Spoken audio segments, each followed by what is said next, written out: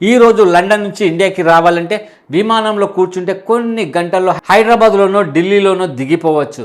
కానీ 70 ఏళ్ల క్రితం లండన్ నుంచి ఇండియాకి రావాలంటే ఎలా ఉండేదో తెలుసా? వింటేనే నమ్మలేరు. 1957లో లండన్ నుంచి ఇండియాకి ఏకంగా బస్సు ప్రయాణం ప్రారంభమైంది.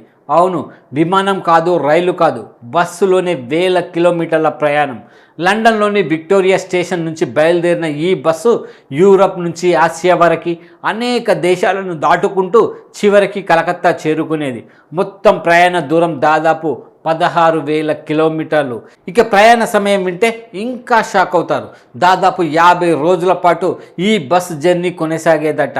ఈ ప్రయాణంలో ప్రయాణికులు కేవలం బస్సులో కూర్చొని వెళ్ళటం మాత్రమే కాదు, మార్గ మధ్యంలో ఎన్నో దేశాలను చూస్తూ వివిధ సంస్కృతులను పరిచయం చేసుకుంటూ ఒక దేశం నుంచి మరో దేశానికి ప్రయాణిస్తూ అది ఒక పూర్తి అడ్వెంచర్గా మారేది.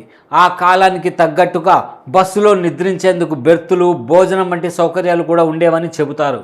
ఒక్కసారి ఆలోచించండి, లండన్లో బస్ ఎక్కితే 50 రోజుల తర్వాత కలకత్తాలో దిగడం.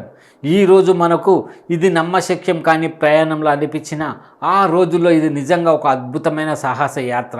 విమాన ప్రయాణాలు సాధారణం కాకముందు ప్రపంచాన్ని రోడ్డు మార్గంలో అనుసంధానించిన ఈ బస్ జర్నీ ప్రయాణ చరిత్రలో ఒక ప్రత్యేకమైన అధ్యాయంగా నిలిచిపోయింది.